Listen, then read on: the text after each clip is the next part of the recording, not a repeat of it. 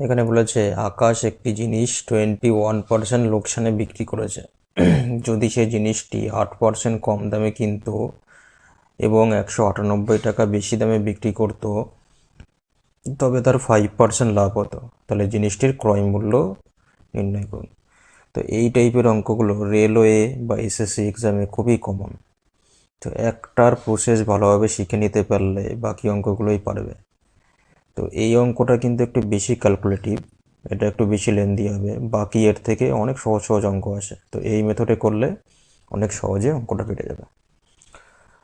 তো প্রথমেই বলেছে 21% লোকসানে বিক্রি করেছে।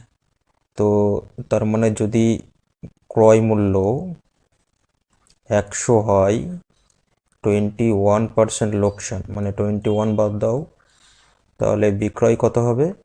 79।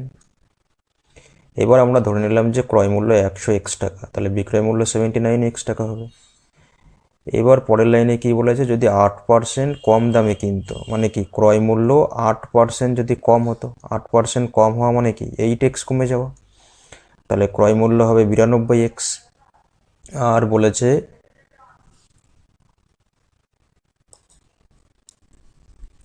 আর কি বলেছে যে যদি বিক্রয় মূল্য মানে 198 টাকা বেশি দামে কিনতো, তাহলে বিক্রয় মূল্য কত হতো? 79x plus 198। এইবার এই অবস্থায় যদি যখন ক্রয়মূল্য 92x আর বিক্রয় মূল্য 79x প্লাস 198, এক্ষেত্রে তার লাভ হতো কত? 5%। ঠিক আছে। আচ্ছা, 5% মানে কত? এটা ভগ্নাংশে করলে কত হবে? 1/20 হবে। যে কোনো পার্সেন্টকে ভগ্নাংশে করতে গেলে 100 দিয়ে ভাগ করতে হয়। 100 1/20। তার মানে এখান থেকে আমরা বলতে পারবো যে ক্রয় মূল্য যদি 20 হয়, তাহলে বিক্রয় মূল্য লাভ কত হচ্ছে 1, তাহলে বিক্রয় মূল্য হবে 21। তো এখান থেকে আমরা সেটাই বের করব। এখানে ক্রয় মূল্য বিক্রয় মূল্যের অনুপাত যা হবে, 5% লাভেও ক্রয় মূল্য বিক্রয় মূল্যের অনুপাত সেম হবে। তাহলে যদি অনুপাত বের করি, এখানে হবে 92x বাই 79x প্লাস 198। আর এপাশে হবে কত? ক্রয় 20 আর বিক্রয় কত? 21। এবার দেখো এটা কাটাকুটি যাচ্ছে, 2 দিয়ে কাটলে এটা 10, এটা কত হবে? 46। তাহলে কোনাকুনি গুণ করলে 46x ইন্টু 21। তো 46 গুণ 21 কত হবে? যদি গুণ করি, 46 2 92, এখানে একটা শূন্য, 920। আর 46 আর একে 46 মানে 966। তাহলে এই কোনাকুনি গুণ করলে হচ্ছে 966x।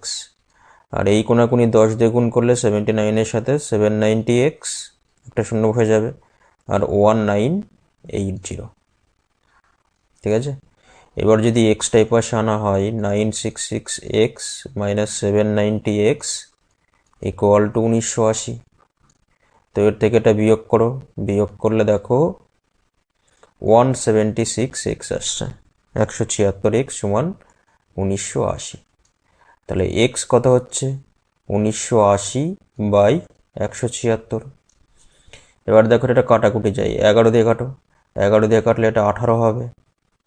11 নিয়ম শিখেছিলাম, 11 দিয়ে গুণ করা, ফার্স্ট সংখ্যা লাস্ট সংখ্যা বসে যাবে, মাঝখানে দুটো যোগফল। আর এটা কীভাবে করলে দেখো 16 হবে। তাহলে উপরে হচ্ছে 180, একটা শূন্য আছে, বাই 16। 4 দিয়ে কাটো, 4 4 16, আর এখানে 4 4 16, 4 5 20, মানে এক্স কত আসলো? 45/4। এবার আমাদের ক্রয় মূল্য বের করতে হবে। এখানে প্রশ্নে কী চেয়েছে? ক্রয় মূল্য। ক্রয় মূল্য মানে কি? ক্রয় মূল্য হলো 100x। তাহলে ক্রয় মূল্য হলো 100x। এখানে 100 আর এক্সের মানটা বসিয়ে দাও। এক্সের মানটা কত এসেছিল এখানে দেখে নাও, 45/4। তো 45/4, 4 দিয়ে কাটলে এটা 4 25 100, মানে 25 গুণ 45। তো 25 গুণ 45 করো, 45 গুণ 25, 45 2 90, এটা শূন্য। আর 45 গুণ 5 কত? 225।